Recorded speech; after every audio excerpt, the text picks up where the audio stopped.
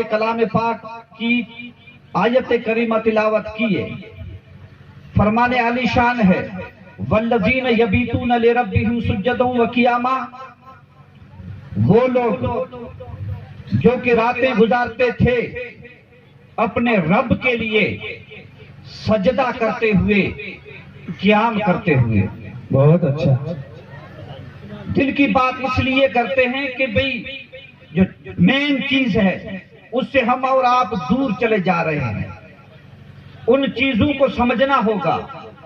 جلسے الحمدللہ ہمارے ٹھیک ٹھاک ہوتے ہیں اور مین تقریریں ہمارے اکابر کی آپ اور ہم کو سننی ہوگی، مگر سن کر کے اس پہ عمل کرنے کی کوشش کرو تاکہ معاشرے میں تبدیلی آئے، اور ہر چاہتا ہے کہ تبدیلی آنا چاہیے۔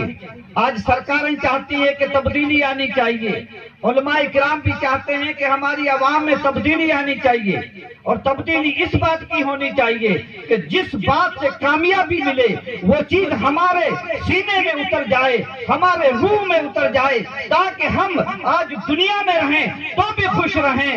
اگر اسی دنیا سے چلے جائیں اور ہمارے بھائی ہم کو کندھے پہ اٹھا کر کے قبر میں اکیلا دفنا کر کے آئیں، اسی قبر میں ہمارے لیے کوئی وسیلہ بن جائے، ایسی بات کر کے اس دنیا سے گزریں تاکہ ہمارا رب دنیا میں ہم سے راضی ہو جائے اور اس قبر میں بھی راضی ہو۔ سبحان اللہ، بہت اچھا، سبحان اللہ کہو، سبحان اللہ۔ والذین یبیتون لربہم سجدا وقیاما، وہ لوگ جنہوں نے اپنے رب کو راضی کیا سجدے کر کے، قیام کر کے۔ واہ واہ، آپ کی ہماری زندگی سجدے اور قیام کے لیے ہے۔ آپ کی زندگی بے شک دھندا کیجئے، کام کیجئے، یہ دھندا کرنا، ویپار کرنا اللہ کے رسول کی سنتیں ہیں، مختلف اور انبیاء کی سنتیں ہیں، لیکن قیام اور سجدہ دھندا تو سب نے کیا۔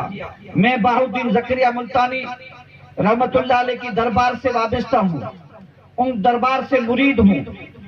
کچھ پیران پیر میرا محی الدین کے مرید ہوں گے، کچھ روزے دھنی کے مرید ہوں گے، کچھ ہمارے اسی علاقے کے شہنشاہ علی شاہ کے مرید ہوں گے، مختلف بزرگوں سے وابستہ ہیں۔ دندے سب نے کیے، کام سب نے کیا، لیکن رب کو راضی انہوں نے سجدے اور قیام سے کیا۔ اللہ کی دربار میں جتنا سجدے کا مرتبہ ہے میرے بھائیوں کسی چیز کا نہیں۔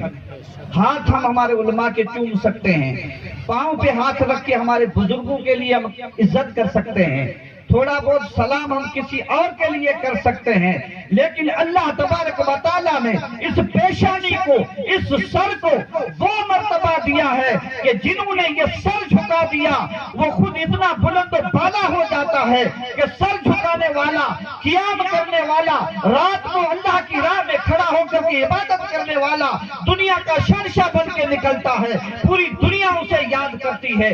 یہ آپ کو پتا ہوگا کہ سر کا کتنا مرتبہ ہے۔ سر خدا کے سامنے جھکنا چاہیے۔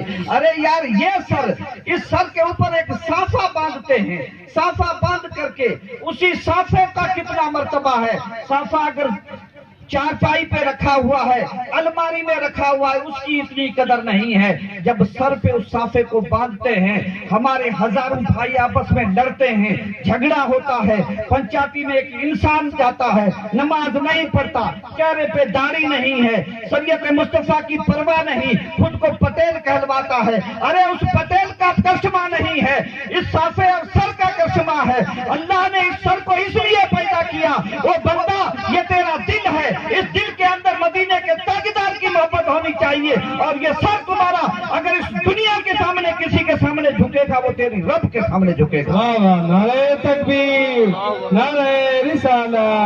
اور وہ ہمارے گاؤں کا پٹیل اسی سر پہ صافہ باندھا ہوا، ہزار بھائیوں کے جھگڑے کے اندر بیچ میں صافہ اتار کے کہتا ہے کہ میں آپ کے سامنے پوتیا ڈال رہا ہوں، مہربانی کر کے جھگڑا مت کرو، جھگڑا ختم ہو جاتا ہے۔ اسی لیے اللہ تعالیٰ فرماتا ہے کہ سر کو رب کی دربار میں جھکاؤ اور اور اللہ کے سامنے کھڑے ہو کر کے خدا کی عبادت کرو. یہ قیام اور قرات سے کتنا مرتبہ ملتا ہے.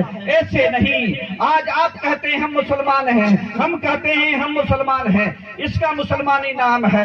مسلمانی تو اس کو کہتے ہیں جس نے اپنی راتیں اپنے رب کے یاد میں گزاری, قیام کر کے گزاری, سجدہ کر کے گزاری. وہ صرف انسان نہیں بنتے, صرف مسلمان نہیں بنتے, صرف مومن نہیں بنتے, ایک خدا کے ایسے بندے ہو جاتے ہیں کہ اللہ تبارک و تعالی قیامت تک صرف وہ زندہ ہے تب تک اس کی یاد نہیں, قیامت تک ان کی یادیں ہمیشہ منائی جاتی.